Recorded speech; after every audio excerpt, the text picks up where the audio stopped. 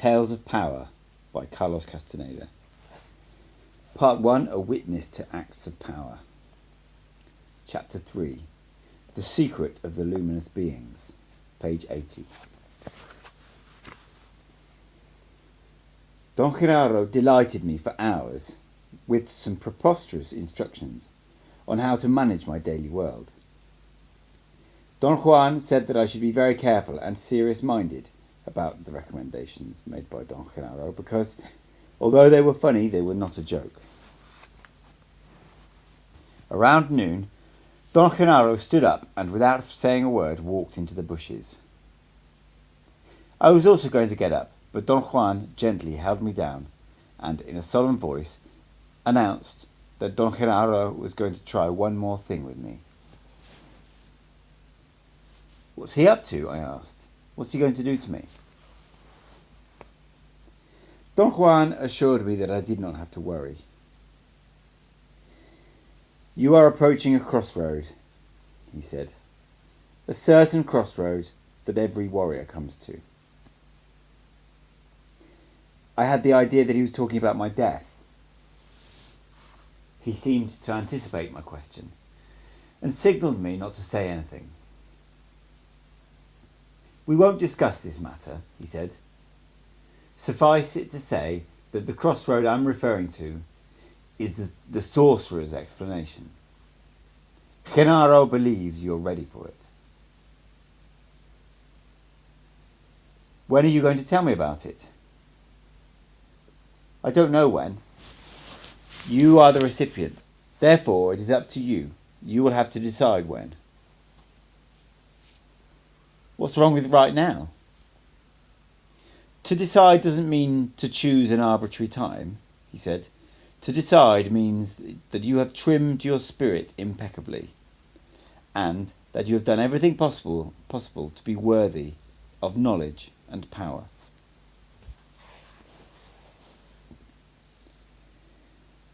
"Today, however, you must solve a little riddle for Genaro.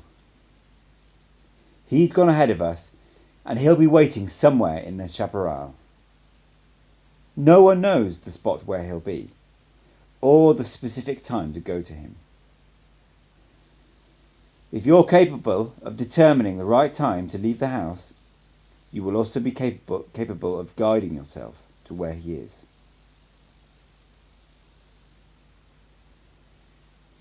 I told Don Juan that I could not imagine anyone being able to solve such a riddle. "How can leaving the house at a specific time guide me to where Don Genaro is?" I asked. Don Juan smiled and began to hum a tune. He seemed to enjoy my agitation. "That's the problem which Genaro has set up for you," he said. "If you have enough personal power, you will decide with absolute certainty the right time to leave the house. How leaving at the precise time will guide you is something that no one knows. And yet, if you have enough power, you yourself will attest that this is so."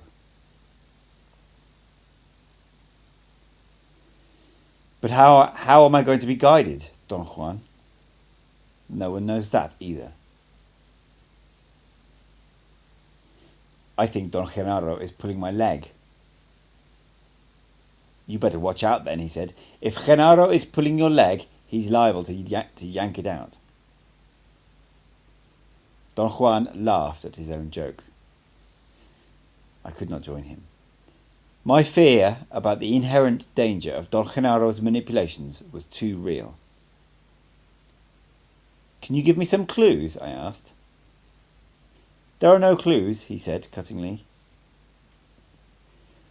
"Why does Don Genaro want to do this?" "He wants to test you," he replied. "Let's say that it is very important for him to know whether you can take the sorcerer's explanation. If you solve the riddle, the implication will be that you have stored enough personal power and you're ready. But if you flub it, it'll be because you don't have enough power, and in that case, the sorcerer's explanation won't make any sense to you." I think that we should give you the explanation regardless of whether you understand it or not. That's my idea. Genaro is a more conservative warrior. He wants things in their proper order, and he won't give it until he thinks you're ready. Why don't you just tell me about the sorcerer's explanation yourself? Because Genaro must be the one who helps you. Why is that so, Don Juan? Genaro doesn't want me to tell you why, he said. Not yet. Would it hurt me to know the sorcerer's explanation? I asked. I don't think so. Please, Don Juan, tell me then. You must be joking. Genaro has precise ideas on this matter, and we must honour and respect them. He made an imperative gesture to quiet me. After a long, unnerving pause, I ventured a question. But how can I solve this riddle, Don Juan? I really don't know that. Thus, I can't advise you what to do, he said. Genaro is most efficient. He designed the riddle just for you. Since he's doing this for your benefit, he's attuned to you alone. Therefore, only you can pick the precise time to leave the house. He will call you himself and guide you by means of his call. What will his call be like? I don't know. His call is for you, not for me. He'll be tapping your will directly. In other words, you must use your will in order to know the call.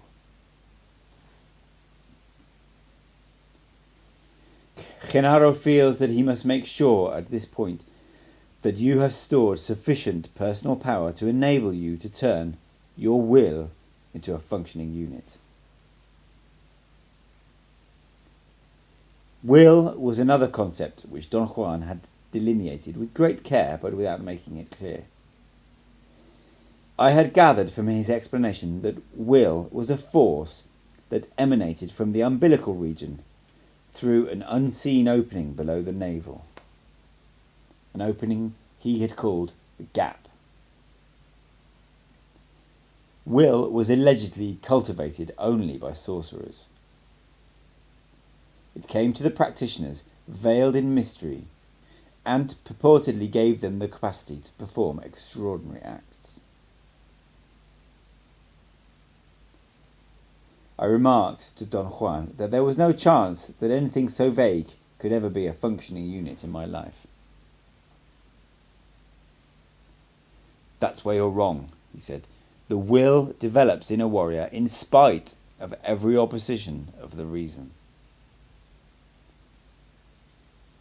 Can't Don Genaro, being a sorcerer, know whether I'm ready or not, without testing me? I asked. He certainly can, he said, but that knowledge won't be of any value or consequence because it has nothing to do with you. You are the one who's learning. Therefore, you yourself must claim knowledge as power, not Genaro.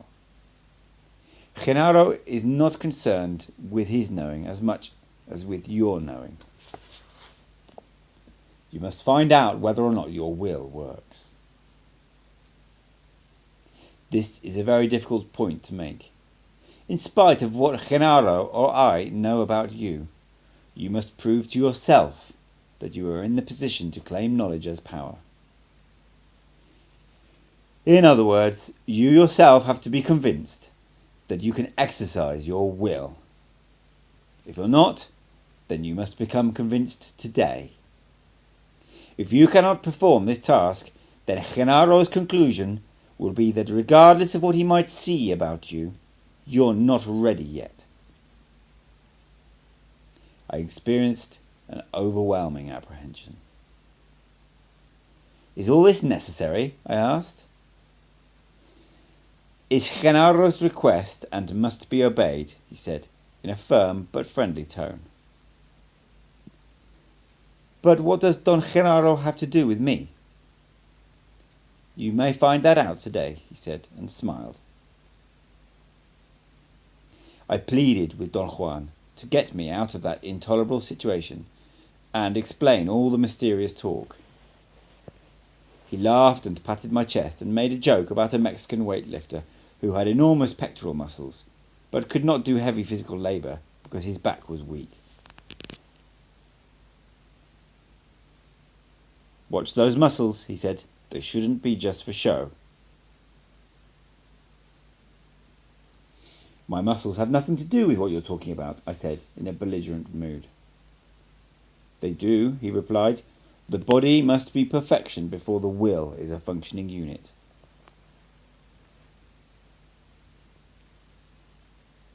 Don Juan had again deviated the direction of my probing. I felt restless and frustrated. I stood up and went to the kitchen and drank some water.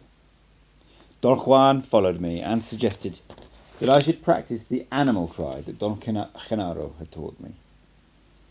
We walked to the side of the house. I sat on a pile of wood and involved myself in reproducing it. Don Juan made some corrections and gave me some pointers about my breathing. The end result was a state of complete physical relaxation.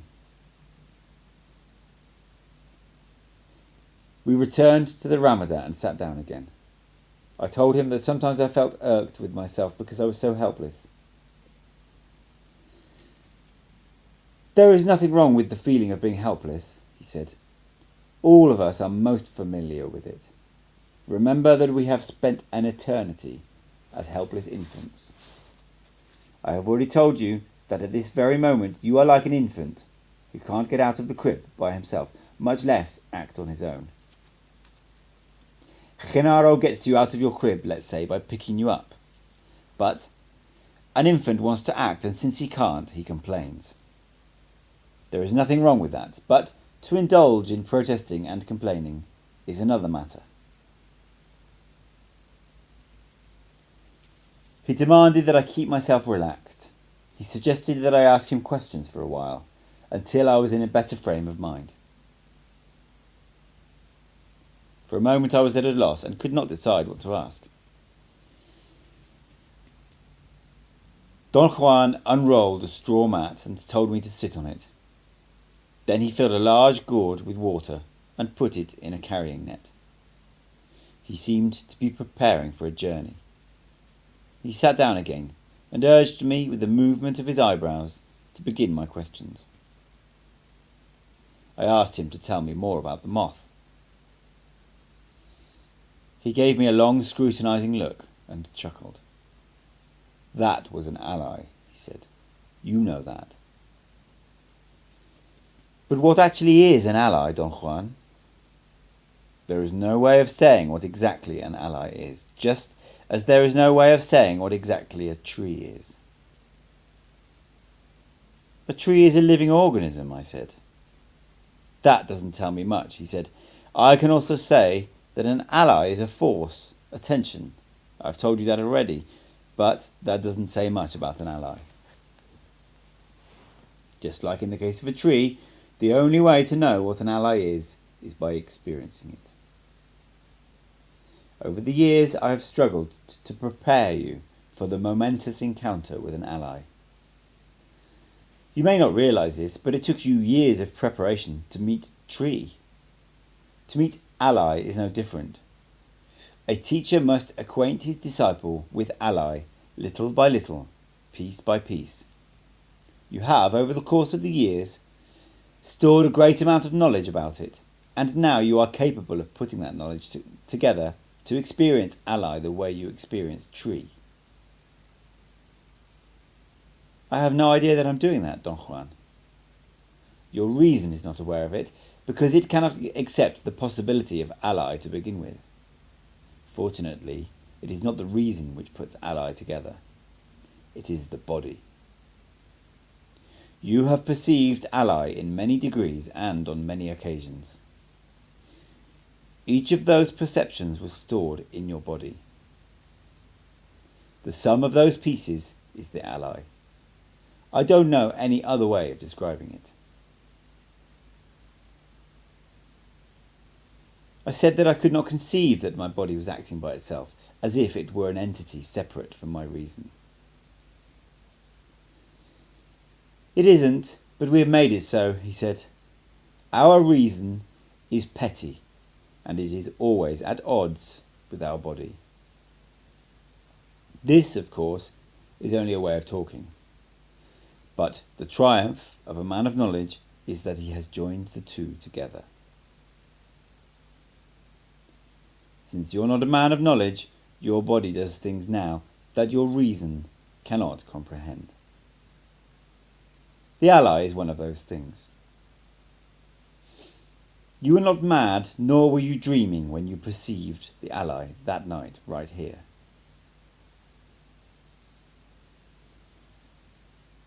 I asked him about the frightening idea which he and Don Genaro had implanted in me, that the ally was an entity waiting for me at the edge of a small valley in the mountains of northern Mexico. They had told me that sooner or later I had to keep my appointment with the ally and wrestle with it. Those are ways of talking about mysteries for which there are no words, he said. Genaro and I said that at the edge of that plain the ally was waiting for you. That statement was true, but it doesn't have the meaning that you want to give it. The ally is waiting for you, that's for sure, but it is not at the edge of any plain. It is right here, or there, or in any other place. The ally is waiting for you, just like death is waiting for you. Everywhere and nowhere. Why is the ally waiting for me? For the same reason that death waits for you, he said. Because you were born. There is no possibility of explaining at this point. You must first experience the ally. You must perceive it in its full force. Then the sorcerer's explanation may throw light upon it. So far you've had enough power to clarify at least one point. That the ally is a moth. Some years ago you and I went to the mountains, and you had a bout with something. I had no way of telling you then what was taking place. You saw a strange shadow flying back and forth in front of the fire. You yourself said that it looked like a moth, although you didn't know what you were talking about. You were absolutely correct. The shadow was a moth. Then, on another occasion, something frightened you out of your wits. After you had fallen asleep, again in front of a fire. I had warned you not to fall asleep, but you disregarded my warning.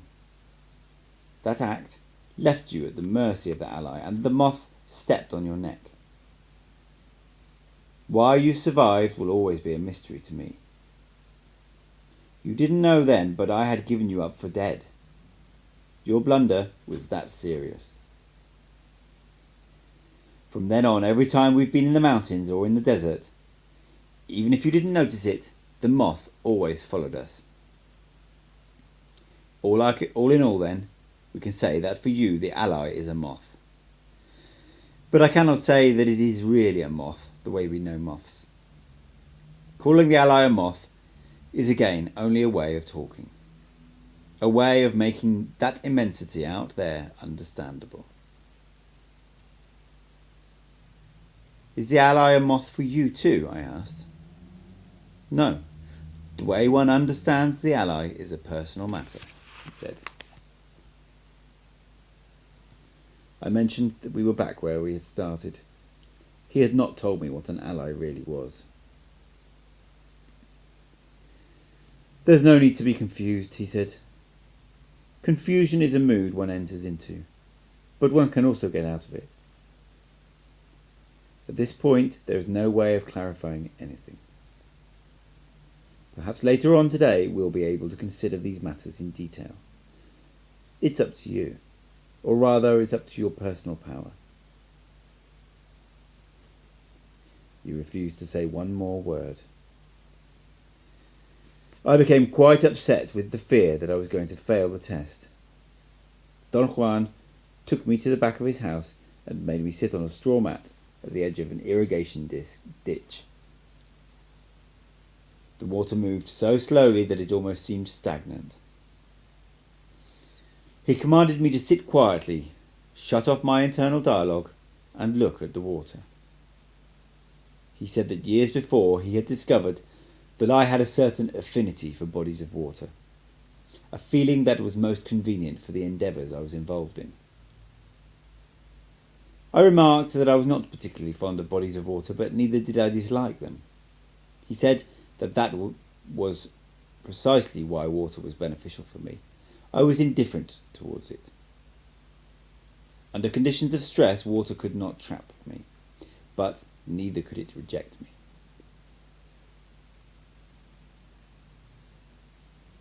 He sat slightly behind me, to my right, and admonished me to let go and not be afraid, because he was there to help me if there was any need. I had a moment of fear. I looked at him, waiting for further instructions. He forcibly turned my head towards the water and ordered me to proceed. I had no idea what he wanted me to do, so I simply relaxed. As I looked at the water, I caught sight of the reeds on the opposite side. Unconsciously, I rested my unfocused eyes on them. The slow current made them quiver. The water had the colour of the desert dirt. I noticed that the ripples around the reeds looked like furrows or crevices on a smooth surface. At one instant, the reeds became gigantic. The water was a smooth, flat ochre surface, and then, in a matter of seconds, I was sound asleep. Or perhaps I entered into a perceptual state for which I had no parallel. The closest way of describing it would be to say that I went to sleep and had a portentous dream. I felt that I could have gone on with it indefinitely if I had wanted to, but I deliberately ended it by engaging myself in a conscious self-dialogue. I opened my eyes. I was lying on the straw mat. Don Juan was a few feet away. My dream had been so magnificent that I began to recount it to him. He signalled me to be quiet. With a long twig, he pointed to two long shadows that some dry branches of desert chaparral cast on the ground. The tip of his twig followed the outline of one of the shadows as if it were drawing it. Then it jumped to the other and did the same with it. The shadows were about a foot long and over an inch wide. They were from 5 to 6 inches apart from each other. The movement of the twig forced my eyes out of focus, and I found myself looking with crossed eyes at 4 long shadows. Suddenly the 2 shadows in the middle merged into one and created an extraordinary perception of depth. There was some inexplicable roundness and volume in the shadow thus formed. It was almost like a transparent tube, a round bar of some unknown substance. I knew that my eyes were crossed, and yet they seemed to be focused on one spot. The view there was crystal clear. I could move my eyes without dispelling the image. I continued watching, but without letting my guard down. I experienced a curious compulsion to let go and immerse myself in the scene. Something in what I was observing seemed to pull me, but something in myself surfaced, and I began a semi-conscious dialogue. Almost instantly, I became aware of my surroundings in the world of everyday life. Don Juan was watching me. He appeared to be puzzled. I asked him if there was something wrong. He did not answer. He helped me to sit up. It was only then that I realised that I had been lying on my back, looking at the sky, and Don Juan had been leaning over my face. My first impulse was to tell him that I had actually seen the shadows on the ground while I had been looking at the sky, but he put his hand over my mouth. We sat in silence for a while. I had no thoughts. I experienced an exquisite sense of peace. And then, quite abruptly, I had an unyielding urge to get up and go into the chaparral to look for Don Genaro. I made an attempt to speak to Don Juan. He jutted his chin and twisted his lips as a silent command not to talk. I tried to assess my predicament in a rational manner. I was enjoying my silence so much, however, that I did not want to bother with logical considerations. After a moment's pause, I again felt the imperious need to walk into the bushes. I followed a trail. Don Juan tagged along behind me, as if I were the leader. We walked for about an hour. I succeeded in remaining without any thoughts. Then we came to a hillside. Don Genaro was there, sitting near the top of a rock wall. He greeted me effusively and had to yell his words. He was about 50 feet above the ground. Don Juan made me sit down and then sat next to me.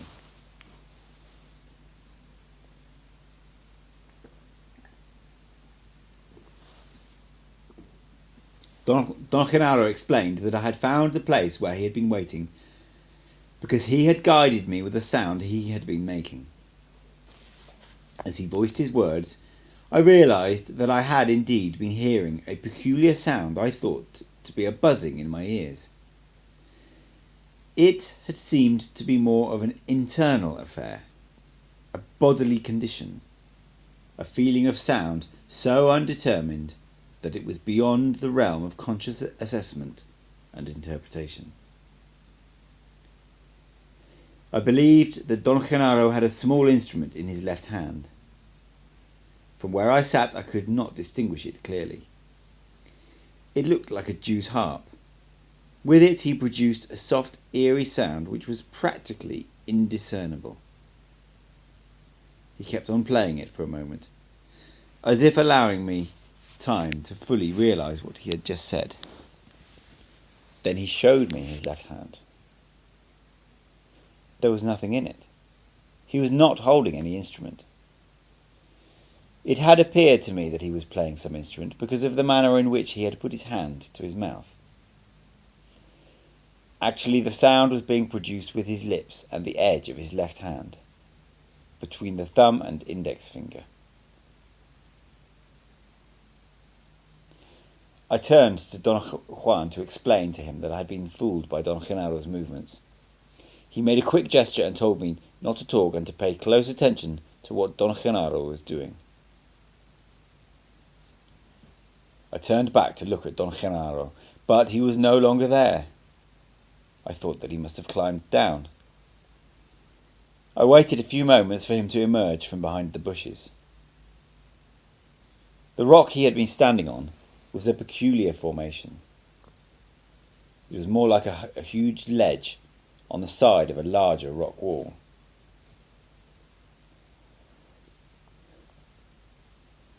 I must have taken my eyes away from him for only a couple of seconds.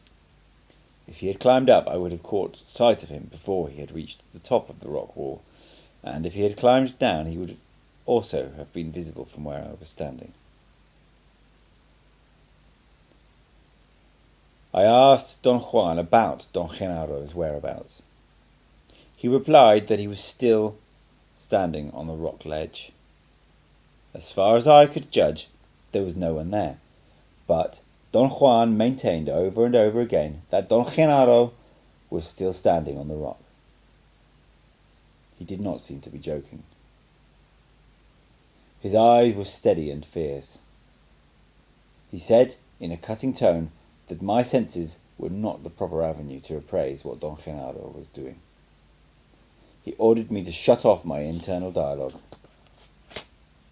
I struggled for a moment and began to close my eyes. Don Juan lurched at me and shook me by the shoulders. He whispered that I had to keep my view on the rock ledge. I had a sensation of drowsiness and heard Don Juan's words as if they were coming from far away. I automatically looked at the ledge. Don Genaro was there again. That did not interest me. I noticed semi-consciously that it was very difficult for me to breathe, but before I could have a thought about it, Don Genaro jumped to the ground. That act did not catch my interest either. He came over to me and helped me stand up, holding me by the arm. Don Juan held my other arm. They propped me up between the two of them. Then it was only Don Genaro who was helping me walk. He whispered something in my ear that I could not understand, and suddenly I felt that he had pulled my body in some strange way. He grabbed me, in a manner of speaking, by the skin of my stomach and pulled me up to the ledge, or perhaps onto another rock. I knew that for an instant I was on a rock. I could have sworn that it was the rock ledge. The image was so fleeting, however, that I could not evaluate it in detail. Then I felt something in me faltered, and I fell backwards. I had a faint feeling of anguish, or perhaps physical discomfort. The next thing I knew, Don Juan was talking to me. I could not understand him. I concentrated my attention on his lips. The sensation I had was dreamlike. I was trying to rip from the inside of an enveloping film-like sheet that encased me, while Don Juan tried to rip it from the outside. Finally it actually popped, and Don Juan's words became audible and their meaning crystal clear. He was commanding me to surface by myself. I struggled desperately to gain my sobriety. I had no success. I quite consciously wondered why I was having so much trouble. I fought to talk to myself. Don Juan seemed to be aware of my difficulty. He urged me to try harder. Something out there was preventing me from engaging myself in my familiar internal dialogue. It was as if a strange force was making me drowsy and indifferent. I fought against it until I began to lose my breath. I heard Don Juan talking to me. My body contorted involuntarily with the tension. I felt as if I were embraced and locked in mortal combat with something that was keeping me from breathing. I did not have fear, but rather some uncontrollable fury possessed me. My wrath mounted to such heights that I growled and screamed like an animal. Then my body was taken by a seizure. I had a jolt that stopped me instantly. I could again breathe normally, and then I realized that Don Juan had poured his gourd of water over my stomach and neck, soaking me. He helped me sit up. Don Genaro was standing on the ledge. He called my name and then jumped to the ground. I saw him plummeting down from a height of 50 feet or so, and I experienced an unbearable sensation around my umbilical region. I had the same sensation in dreams of falling. Don Genaro came to me and asked me, smiling, if I had liked his leap. I tried unsuccessfully to say something. Don Genaro called my name again. "Carlitos, watch me," he said. He swung his arms at his sides 4 or 5 times as if to get momentum, and then jumped out of sight. Or I thought he did. Or perhaps he did something else for which I had no description. He was 5 or 6 feet away from me, and then he vanished as if he had been sucked away by an uncontrollable force.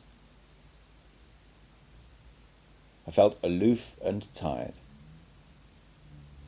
I had a sense of indifference and did not want to think or talk to myself. I was not afraid, but inexplicably sad. I wanted to weep. Don Juan hit me repeatedly with his knuckles on the top of my head and laughed as if everything that had happened were a joke. He then demanded that I talk to myself, because that was the time when the internal dialogue was desperately needed. I heard him ordering me, "Talk, talk." I had an involuntary spasm in the muscles of my lips. My mouth moved without sounds. I remembered Don Genaro moving his mouth in a similar way when he was clowning, and I wished I could have said, as he said, "My mouth doesn't want to talk."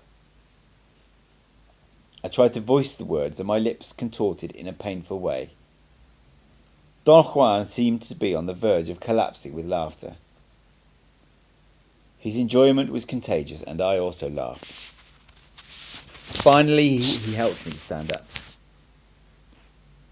I asked him if Don Genaro was coming back.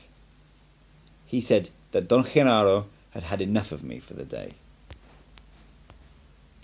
"You almost made it," Don Juan said.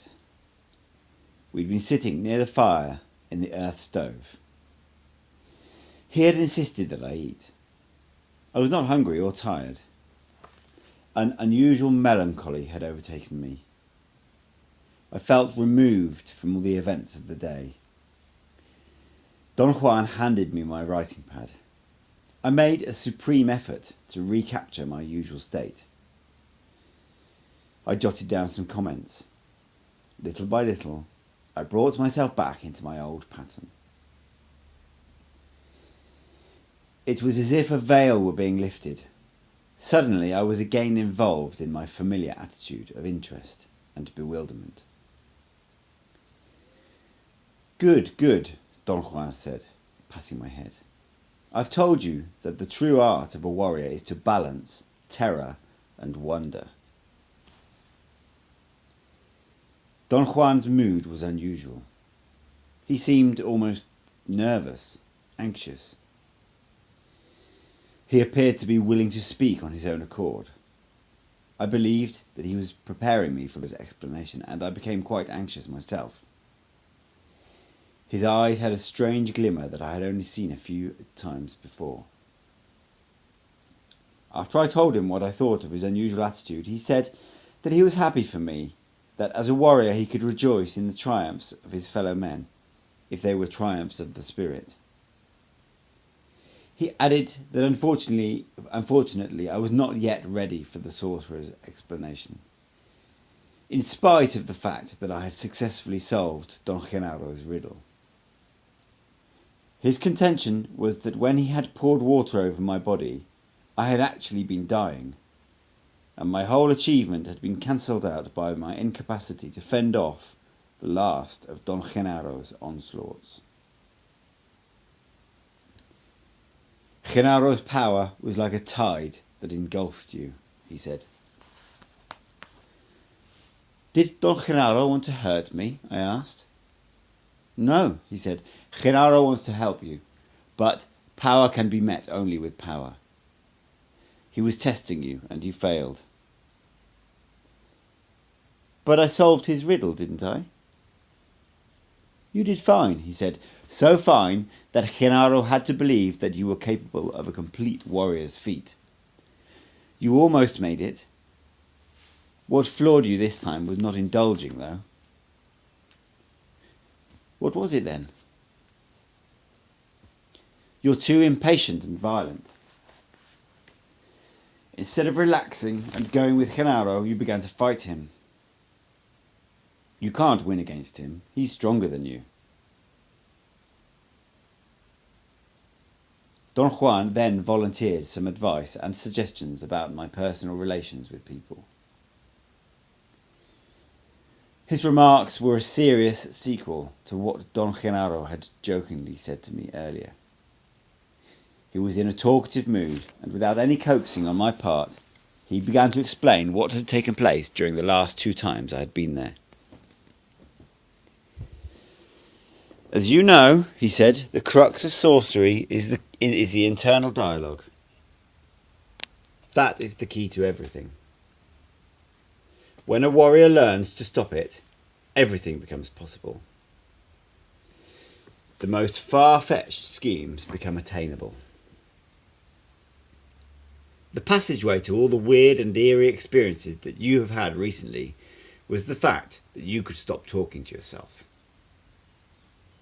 You have, in complete sobriety, witnessed the ally, Genaro's double, the dreamer, and the dreamed.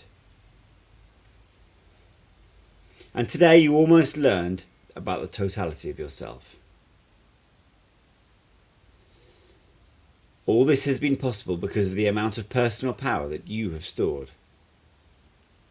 It started the last time you were here when I caught sight of a very auspicious omen. As you arrived, I heard the ally prowling around you. First I heard its soft steps, and then I saw the moth looking at you as you got out of your car.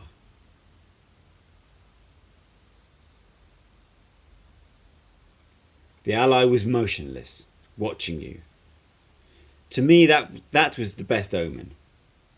Had the ally been agitated, moving around as if it was displeased with your presence, the way it always has been, the course of the events would have been different.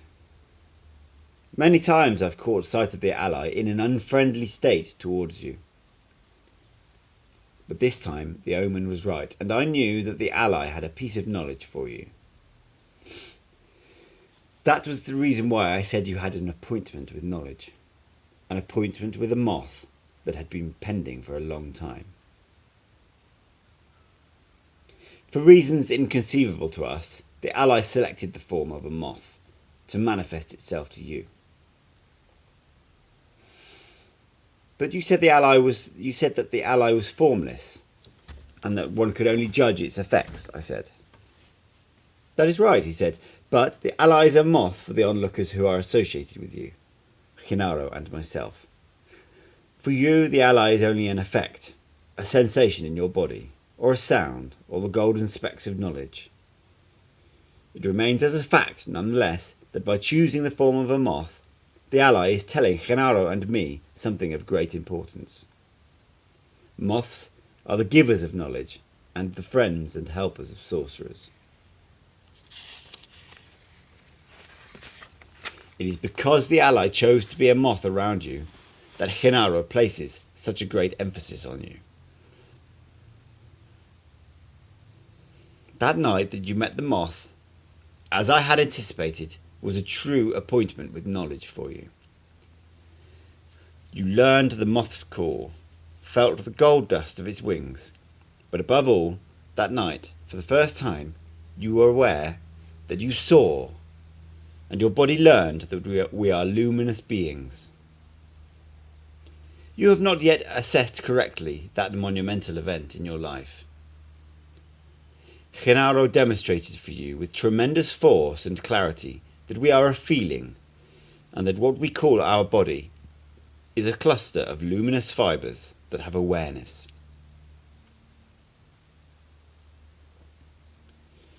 Last night you were back again under the good auspices of the ally.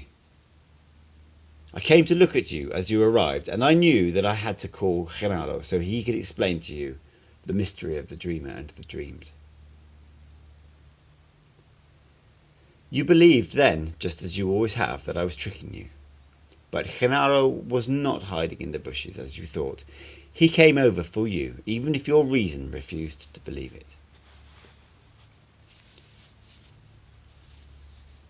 That part of Don Juan's elucidation was indeed the hardest to take at its face value. I could not admit it. I said that Don Genaro had been real and of this world. Everything that you've witnessed so far has been real and of this world, he said. There is no other world. Your stumbling block is a peculiar insistence on your part, and that peculiarity of yours is not going to be cured by explanations. So today, Genaro addressed himself directly to your body. A careful examination of what you did today will reveal to you that your body put things together in a most praiseworthy manner. Somehow, you refrained from indulging in your visions at the irrigation ditch. You kept a rare control and aloofness as warriors should. You didn't believe anything, but you still acted efficiently, and thus you were capable of following Genaro's call. You actually found him without any aid from me. When we arrived at the rock ledge, you were imbued with power, and you saw Genaro standing where other sorcerers have stood for similar reasons.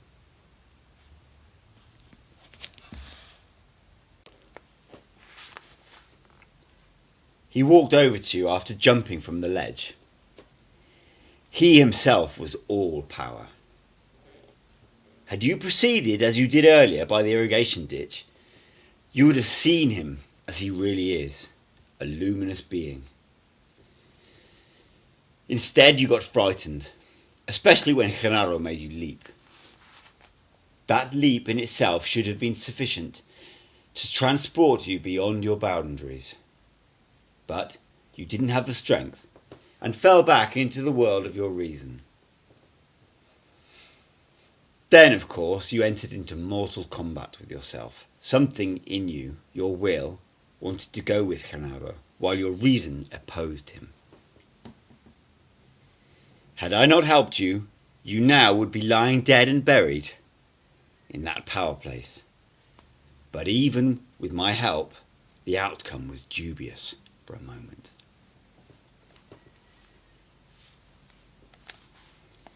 We were silent for a few minutes. I waited for him to speak. Finally, I asked, "Did Don Genaro make me leap up to the rock ledge?" "Don't take that leap in the sense that you understand a leap," he said. "Once again, this is only a way of speaking. As long as you think that you are a solid body, you cannot conceive what I am talking about." He then spilled some ashes on the ground by the lantern, covering an area about 2 feet square, and drew a diagram with his fingers. A diagram that had 8 points interconnected with lines. It was a geometrical figure. He had drawn a similar one years before when he tried to explain to me that it was not an illusion that I had observed the same leaf falling 4 times from the same tree. The diagram in the ashes had 2 epicenters. One he called reason, the other will.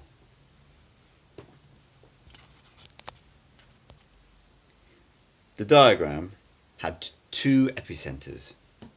One he called reason, the other will. Reason directly with a point he called talking. Through talking, reason was indirectly connected to 3 other points: feeling, dreaming, and seeing. The other epicenter, will, was directly connected to feeling, dreaming, and seeing, but only indirectly to reason and talking. I remarked that the diagram was different from the one I had recorded years before. "The outer form is of no importance," he said. "These points represent a human being and can be drawn in any way you want." "Do they represent the body of a human being?" I asked. "Don't call it the body," he said. "These are 8 points on the fibres of a luminous being." A sorcerer says, as you can see in the diagram, that a human being is, first of all, will, because will is directly connected to 3 points: feeling, dreaming, and seeing. Then, next, a human being is reason. This is properly a centre that is smaller than will. It is connected only with talking. "What are the other 2 points, Don Juan?" He looked at me and smiled. "You're a lot stronger now than you were the first time we talked about this diagram," he said, "but you're not yet strong enough to know all the 8 points. Genaro will someday show you the other 2. "Does everybody have those 8 points, or only sorcerers?" We may say that every one of us brings to the world 8 points. 2 of them, reason and talking, are known by everyone. Feeling is always vague, but somehow familiar. But only in the world of sorcerers does one get fully acquainted with dreaming, seeing, and will. And finally, at the outer edge of that world, one encounters the other 2. The 8 points make the totality of oneself. He showed me in the diagram that in essence all the points could be made to connect with one another indirectly. I asked him again about the 2 mysterious remaining points. He showed me that they were connected only to will, and that they were removed from feeling, dreaming and seeing, and much more distant from talking and reason. He pointed with his finger to show that they were isolated from the rest, and from each other. Those 2 points will never yield to talking or to reason, he said. Only will can handle them. Reason is so removed from them that it is utterly useless to try figuring them out. This is one of the hardest things to realise. After all, the forte of reason is to reason out everything. I asked him if the 8 points corresponded to areas or to certain organs in a human being. They do, he replied dryly, and erased the diagram. He touched my head and said that was the centre of reason and talking. The tip of my sternum was the centre of feeling. The area below the navel was will. Dreaming was on the right side, against the ribs. Seeing on the left. He said that sometimes in some warriors, seeing and dreaming were on the right side. Where are the other 2 points? I asked. He gave me a most obscene answer and broke into a belly laugh. You're so sneaky, he said. You think I'm a sleepy old goat, don't you? I explained to him that my questions created their own momentum. Don't try to hurry, he said. You'll know in due time, and then you will be on your own, by yourself. Do you mean that I won't see you any more, Don Juan? Not ever again, he said. Genaro and I will be then what we always have been, dust on the road. I had a jolt in the pit of my stomach. What are you saying, Don Juan? I'm saying that we all are unfathomable beings, luminous and boundless. You, Genaro, and I are stuck together by a purpose that is not our decision. What purpose are you talking about? Learning the warrior's way. You can't get out of it, but neither can we. As long as our achievement is pending, you will find me, or Genaro, but once it is accomplished, you will fly freely and no one knows where the force of your life will take you. What is Don Genaro doing in this? That subject is not in your realm yet, he said. Today I have to pound the nail that Genaro put in, the fact that we are luminous beings. We are perceivers. We are an awareness. We are not objects. We have no solidity. We are boundless. The world of objects and solidity is a way of making our passage on earth convenient.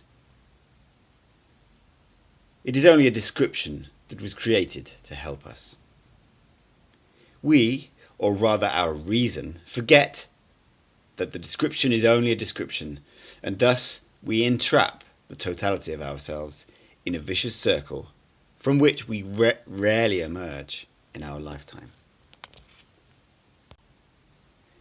At this moment, for instance, you are involved in extricating yourself from the snarls of reason.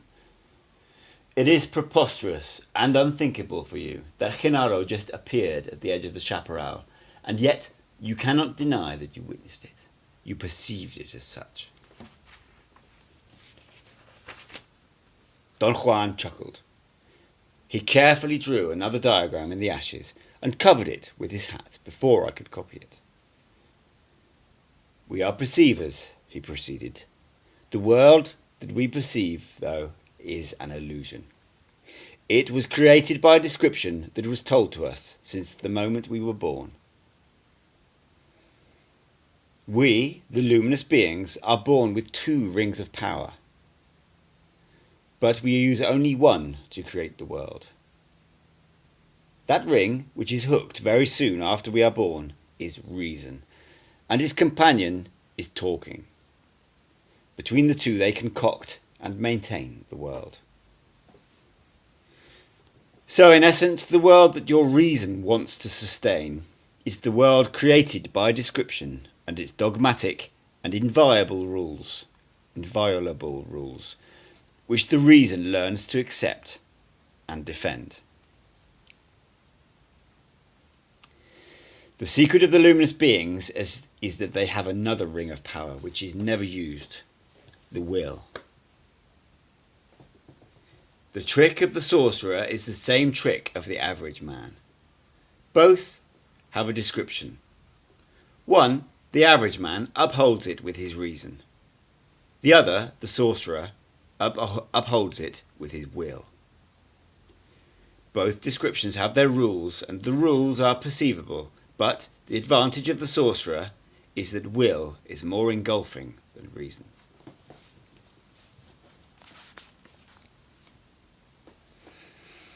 The suggestion that I want to make at this point is that from now on you should let yourself perceive whether the description is upheld by your reason or by your will. I feel that is the only way for you to use your daily world as a challenge and a vehicle to accumulate enough personal power in order to get to the totality of yourself. Perhaps the next time that you come, you'll have enough of it. At any rate, wait until you feel like you felt today at the irrigation ditch, that an inner voice is telling you to do so. If you come in any other spirit, it'll be a waste of time and a danger to you. I remarked that if I had to wait for that inner voice, I would never see them again. You'd be surprised how well one can perform if one is against the wall, he said. He stood up and picked up a bundle of firewood. He placed some dry sticks on the earth stove. The flames cast a yellowish glow on the ground. He then turned off the lantern and squatted in front of his hat, which was covering the drawing he had made in the ashes. He commanded me to sit calmly, shut off my internal dialogue, and keep my eyes on his hat.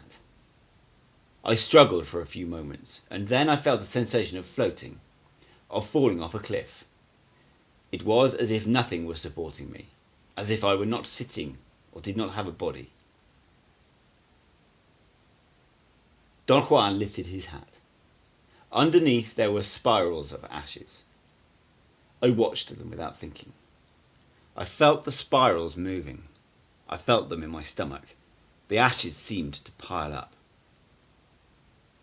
Then they were stirred and fluffed, and suddenly Don Genaro was sitting in front of me.